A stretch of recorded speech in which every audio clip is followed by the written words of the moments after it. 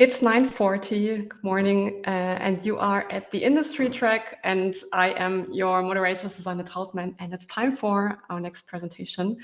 I'm very excited to welcome to the stage now Antonia Dönitz. Antonia Dönitz is currently working on her master's program in textile and surface design, and she has already received a lot of recognition for her work. Good morning, Antonia.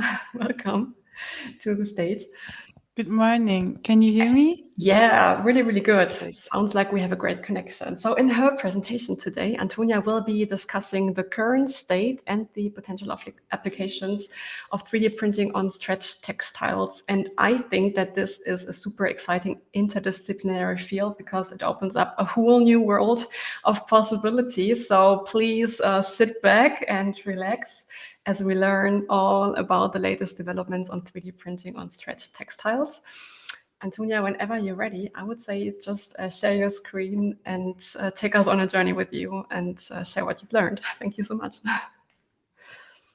Thank you, Susanne, for the introduction. You're welcome. So I hope you see all my presentation, but it looks good. And yeah. So hello, I'm Antonia, and I'm really happy to be here today. I live in Berlin and I study at the Academy of Art in Berlin-Weißensee. I'm doing my master's in textile and surface design, and I focused on 3D printing on stretch textiles. I'm currently doing an internship at the Stability and Failure of Functional Optimized Structures group at the Technical University in Berlin. And since I only have the perspective from the design side, I decided to do an internship in a scientific institution, as it is a good opportunity to learn new working methods and a different point of view. With Christina Vermecke, who is leading the research group, I developed the technique to print on stretchable fabric further and question it in a scientific way to see if this manufacturing technique is interesting for further projects. Christina will later talk about additive manufacturing and applied mechanics in the people track. I recommend this session to you as Christina always presents her content in a multi-layered social context. Yeah, but now I will explain the technique of 3D printing and stretch textiles, how it works, what I create with it, what are the advantages, and how this technique can be applied in further applications. So, just here.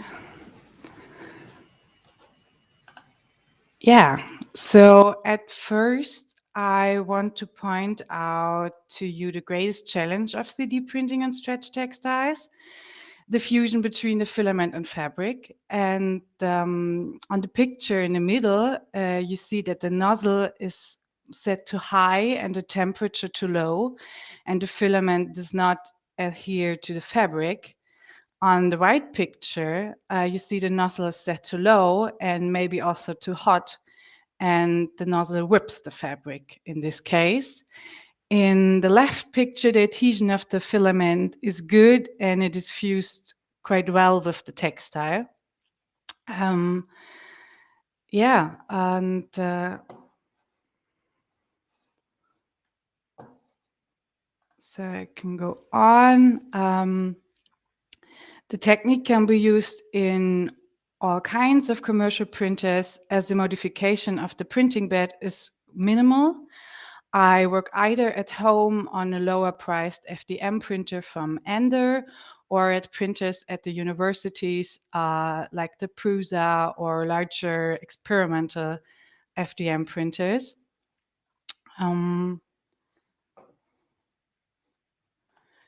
During a semester abroad in Paris, I created my first designs for movable surfaces and printed them successfully on stretched textiles. And that is how this small collection came together. There's also a video showing the behavior of the materials. I will send you the video link in the chat, and who's interested can watch it later on.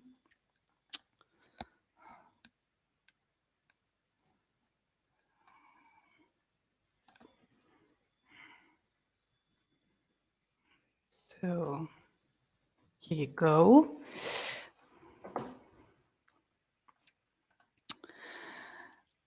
Yeah, based on this technique and this excitement about the collection I made in Paris, I developed a modular system in my bachelor thesis based on mechanical hinge principles, which I named tensile hinges. And this design allows me to print a two-dimensional pattern on a stretched textile and fold it into a three-dimensional object. Here you can see simple platonic solids folded from two-dimensional nets. To see more about the constructions of these kind of bodies, you can also watch the following video. I also sent you the link again.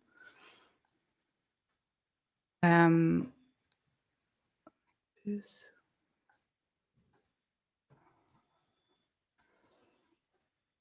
And yeah, so since many people had associations with architecture in the playful 3D printed objects, I scaled them up out of curiosity. And here you see a little schematic of how I did that. So since I didn't have access to a giant 3D printer, I translated the technique of 3D printing on stretched textiles into wood as a building material. The covering fabric holding all these wood pieces together remained the same. So I always worked with the typical bathing suit material lycra because it's very stretchable due to its high amount of elastane. I think you all know it.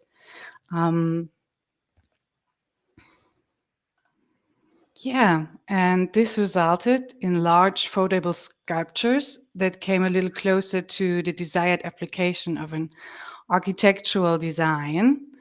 And just like their smaller 3D printed sisters, the large surfaces were movable and could be folded into different formats. Like you can see that here. So this is one face, but just folded in different directions. If you don't really understand how I fold these things, there are also some videos on my websites which explain a bit better how this movement occurs. And you can also ask me anytime. And yeah, even like really complex bodies like this capsule could be scaled up in a like really large capsule better than I expected. So here you see that also a person can fit inside. And on the left, you see the 3D printed model, which I then scaled up to like a 2-meter high capsule.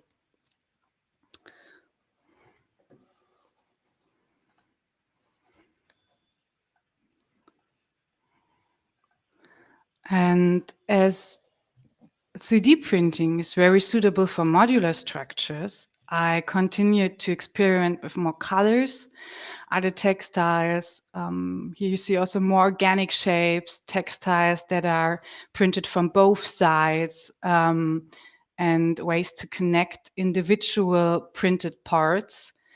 And one day I came across conductive filament. So I thought about to go in more like e-textiles field for one project. So the intention in this project was to use the tensile hinge as a basic construction that is suitable as a sensor for sound installations and other electronic textiles. Here you can see also a video of the hinge, which will function as a switch in the following work. So this is just the hinge. You already see some conductive materials going on there, but there's no sound yet.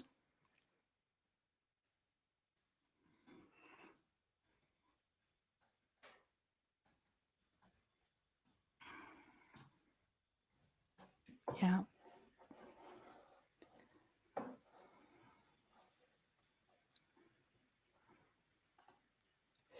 So here are a few impressions of the process of developing a 3D printed e-textile. So there are many materials and many possibilities to build a sensor, and it's also quite easy. There's not a lot of, you don't have to have a lot of knowledge of electronics or coding. It's just an Arduino and some cables, and there you go. And you can learn everything in the internet about that.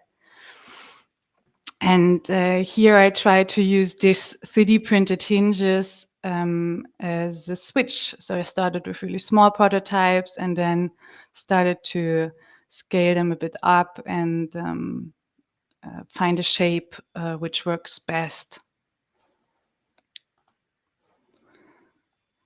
So here you see the conductive materials such as silver-coated lycra, copper tape, or conductive PLA are used in these prototypes. And the circuit gets closed when the hinge is folded shut. So there is silver-coated lycra on each side of the hinge, and then this is quite open, so the circuit is open when the silver-coated lycra is not connected to each other, and then you can shut it, and then it's connected, and you can play sound, or you can stop a sound, something like that. And I will also send you a link for a video where you can see a short impression of the final sound exoskeleton.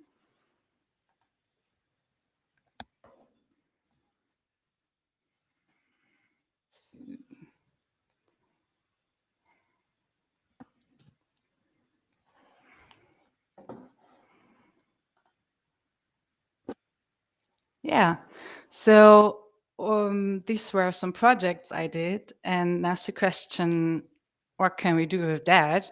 And yeah, anyway, this combination of these two materials hides interesting mechanical properties. Constructions are very light, as only a small amount of material is needed. An advantage as well is the short printing time, because only a few layers are printed compared to solid parts. And what also is really interesting is that this normally brittle filament PLA can become a flexible material when printed in thin layers on pre-stressed fabric. And when you then release the tension, it winkles and shapes itself. And that's how you like enable yourself to control and program the deformation that occurs when the tension is released through the design of the printed geometry. And I think that's really exciting, and yeah, opens up interdisciplinary work as well, because I cannot understand it all on my own, so I need help. And yeah, here are a few examples of fields of application for the technique of 3D printing on stretched textiles. So I could go into the field of interior design and develop something like multifunctional furniture. I could also go into the field of more like scaled up architectural application, like sunroofings for existing buildings, so that you can kind of adaptively add them to a building. I could also scale them up to pavilions. Also, stage design could be really interesting because you can create really complex forms and like quite like alien-like shapes, which could be interesting for future stage designs. And yeah, a lot of creativity is of course offered by the application area of fashion, accessories, costume design. I think there is a lot to explore. Like Naomi also talked about that in her talk before, and I think this was really interesting too. And or I can go back to interior design because with this translucent objects out of textile and widget materials, light is not really far away, and product design in the form of lamps would not be a problem at all. So, of course, there are also other areas of application, such as space travel or medical ads like orthosis would also be really interesting to explore. But yeah, you see, there's a lot to discover. And I'm still a student, but I think I found my passion. And of course, I'd like to continue doing this professionally after graduation.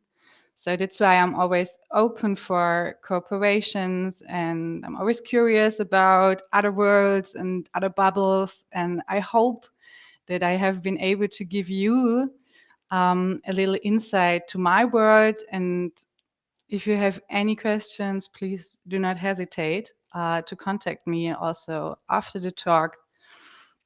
And yeah, that's it. Thank you so much. I think that was super interesting. I loved the last slide with the lamps and see how light interacts with the fabric. That's pretty amazing. So, and I could feel your passion for the topic. And we actually have quite a few questions, and I'm glad we have some time left. So I can ask them to you because we're curious to learn more. The first question is, which materials are next, and which software do you use to create these structures? So for materials, I think I have to do a research in stretchable materials first. That will be like the first task when I start my master's thesis. Of course, I want to explore also maybe textiles, which I could use for architectural buildings. So they have to be totally different than a basic bathing suit material. But I hope I will find a lot. And I use for doing my designs rhino and grasshopper. And also sometimes Illustrator, InDesign, like the whole Adobe suite is helping me a lot. But I think I work the best with Rhino. And where can we see your structures live? That's another question. In Berlin, I'm living in Berlin, and sometimes I have an exhibition and I show them, and I will let you know during my Instagram or also at my website. Or my website is more like a portfolio, but you can also email me. And I'm not sure when my next exhibition will be. I think the latest will be in like next year, beginning of 2024, when I present my master's thesis. Yeah. Okay. What are your current challenges in growing this interdisciplinary technology? You already mentioned that finding the right people to really explore like the boundaries of the technology is like critical. Can you dive deeper into that? Because maybe we can find you the right people to connect with.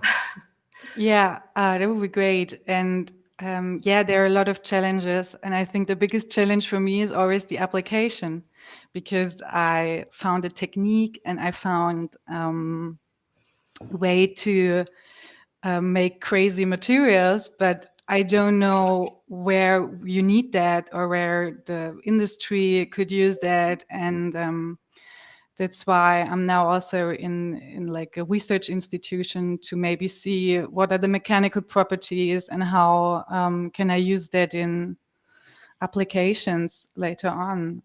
But yeah, I'm working in the field of design, so I'm also had an education in design. So what works best for me is, of course, interior, fashion, stuff like that. Carol McDonald is asking, do you see this technique to be applicable for footwear design? Oh yeah, I also looked a lot into footwear design. I think that that could be really interesting too, because they are already printing on stretch textiles and producing crazy shoes. So I think that could be interesting too. And Um, yeah. And the next question you somehow already answered. What our industries will benefit most from 3D printing on textiles? What potential applications do you see? So maybe you want to do at the end of our Q&A a short wrap up where we should keep an eye on applications with stretch textiles in the future. Yeah. So with the applications, I think the most, like the nearest application which I could produce tomorrow are like lamps or going into fashion. I think that's the most easiest for me because I have the most knowledge in designing stuff like that.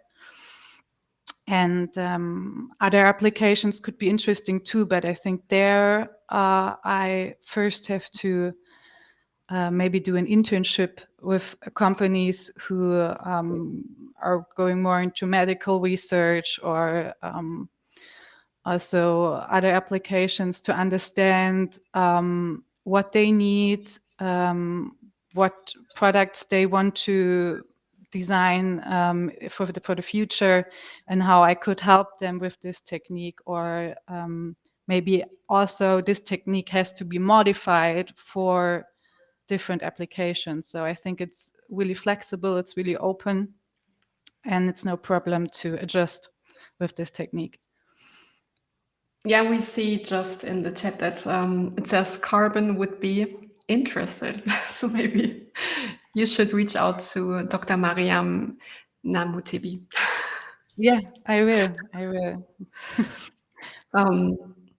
So I think we're done with our Q&A. Oh, no, there is another question. It just popped in. There are various blends of swimwear material. Do you have a favorite blend for printing? So I don't know, like I'm not super, I don't have a lot of knowledge about swimwear materials, but the classical lycra I'm using a lot is 20% elastane and 80% polyester.